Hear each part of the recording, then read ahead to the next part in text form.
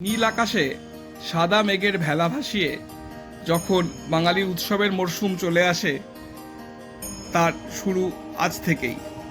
আজ গণেশ চতুর্থী। মহাজাতি সদন পেরিয়ে রাম মন্দিরের ঠিক উল্টো দিকেই এই সিদ্ধিবিনায়ক মন্দিরে আজ পায়ে পায়ে কলকাতা আপনাদের নিয়ে যাবে। 200 বছরের পুরনো মল্লিক পরিবারের এই বাড়ি আগারওয়াল এবং গোয়েঙ্কা পরিবার কিনে নিয়েছিলেন। তারা এই বাড়িতেই স্থাপন করেছেন একটি গণেশ মন্দির, সিদ্ধিবিনায়ক ধাম। আমার ঠিক ডান হাতেই কিন্তু সেই বিখ্যাত মার্বেল প্যালেস। এই বাড়িটি সেই বাড়িরই, সেই পরিবারেরই একটি বর্ধিত অংশ। বাইরে থেকে দেখলে এই পুরনো বাড়ি যতটা পুরনো কলকাতার কথা মনে পড়ায়, ঠিক ভেতরে ঢুকে পৌঁছলেই আপনারা কিন্তু পৌঁছে যাবেন উত্তর ভারতের বা রাজস্থানের কোনো মন্দিরের অভ্যন্তরে। আসলে এমনটাই মনে হবে আর কি।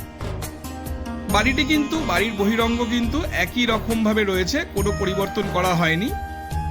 যখন ভিতরে ঢুকবেন তখন আমরা সামনে থেকে গণপতি দর্শন করতে পারবো।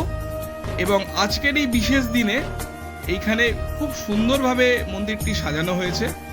বাইরে প্রসাদেরও ব্যবস্থা রয়েছে।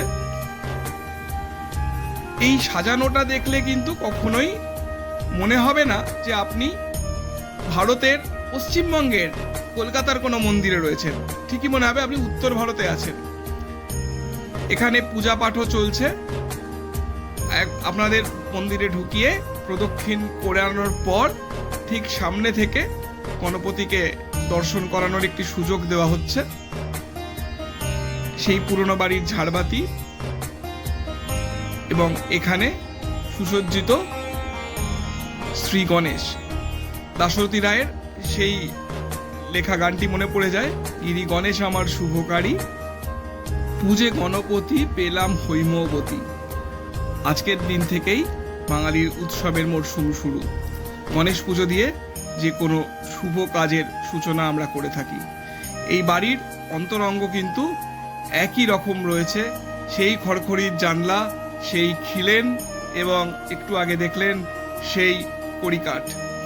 এখানে দেখতে পাচ্ছেন গণেশের বাহন মুশিক মহারাজের কানে মানুষ কিন্তু তাদের মনের কথা জানাচ্ছেন, যা কিনা সরাসরি পৌঁছে যাবে আমাদের সিদ্ধিদাতা বিনায়কের কানে এবং তাদের মনোবাঞ্ছা পূর্ণ হবে। আজকের দিনটা তো একটি বিশেষ দিন, বিশেষভাবে সাজানো, কিন্তু অন্যান্য যে কোনো দিনেই আপনারা এখানে এসে ঘুরে যেতে পারেন।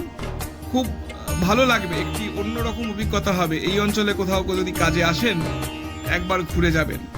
সত্যিই খুব সুন্দরভাবে সাজানো, একটা অন্যরকম অভিজ্ঞতা লাভ করবেন। এবং আজকের দিনের উপরি পাওনা ছিল এইখান থেকে বেরিয়ে বাইরে অত্যন্ত সুস্বাদু লাড্ডু এবং বিভিন্ন রকম উপকরণ দিয়ে তৈরি করা খিচুড়ি, যেটি এখানে প্রসাদ হিসেবে বিতরণ করা হচ্ছিল। কলকাতার মধ্যে কিন্তু অনেক গল্প আছে।